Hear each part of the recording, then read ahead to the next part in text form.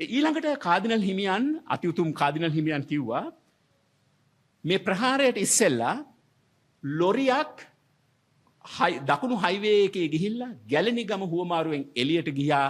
ඒ එළියට ගියපු වෙලාවේ එතනට දුරකථන ඇමතුමක් දුන්නා හිටපු ජ්‍යෙෂ්ඨ නියෝජ්‍ය පොලිස්පති දේශබන්දු තෙන්නකෝන් මහත්තයා. මේක ගැන විමර්ශනය කරන්න ඕනේ කියලා. අතිගරු අති උතුම් කාදිනල් හිමියනි ඔබතුමාට ඔය තොරතුරු දීපු අය හරියට ඕක දීලා නැහැ.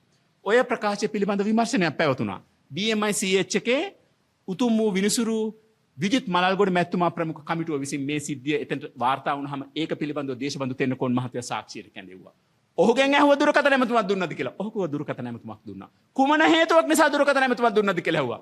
මා තායිලන්තයේ ඉඳලා ගෙනාපු විසුතුරු මසුන් සිටින ලොරියක් රඳවා තබාගෙන ඉන්නවා. ඔක්සිජන් සහ ආහාර නොමැති වීමෙන් ඉම්පෝර්ට් කරපු මාළු මැරෙනවා. ඒක නිසා මැදිහත් වෙලා ඉතා කඩිනම්ම මුදා හරින්න කියන කාරණේ මම කිව්වා කියලා කිව්වා. ඒ මොහොතේම ඒ සඳහා සාක්ෂියට කැඳෙව්වා ඒ ස්ථානයේ හිටපු නිලධාරීන් දෙන්න. ඔවුන් නිකන් නෙමෙයි ආවේ. ජංගම දුරකථන දෙකත් අරගෙන ආවේ. ඔවුන් ඇවිල්ලා ඔවුන්ගේ ජංගම දුරකථන දෙක විමර්ශන කමිටුවට ඉදිරිපත් කෙරුවා. ඉදිරිපත් කරද්දී ඉදිරිපත් කළා කිව්වා මේ ඉන්නේ මාළු මේ සියලුම ඒවා ඡායාරූප ගත්තා. අපි නියෝජ්‍ය පොලිස්පති කෙනෙක් කිව්වට එහෙම කරන්නේ නැහැ. සියලුම දේවල් බලලා පරීක්ෂා කරුවා. යාඩ් එකේ නවත්තලා බැලුවා. බලලා ඉවරලා නිදහස් කෙරුවේ කියලා කිව්වා. උතුම් වූ විනිසුරු විජිත් මලාල්ගොඩ කමිටුවෙන් එහි කිසිදු ත්‍රස්තවාදී ක්‍රියාවක් නැහැ.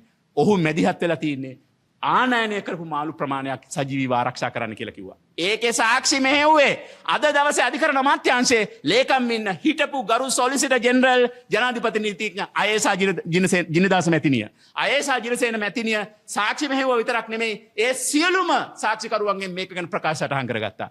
එම නිසා අති උතුම් කාදිනල් හිමියනි මෙවැනි කරුණු අසත්‍ය වූ කරුණු ඔබතුමා වන් වූ තනතුරක් දරන කෙනෙක් නොකිය යුතුයි. ඔබතුමාට මේ තොරතුරු ලබා දෙන අය ලබා දුන්නට පස්සේ නැවත විමසා බැලිය යුතුයි. මෙම සාක්ෂිය මෙහෙවෙන වෙලාවේ ඔබතුමාගේ නීතිඥයන් දෙදෙනෙක් BMI රැස්වීම් ශාලාවේ ඇතුලේ හිටියා. ඔබතුමාට මේ කරුණ හොයාගන්න තිබුණා.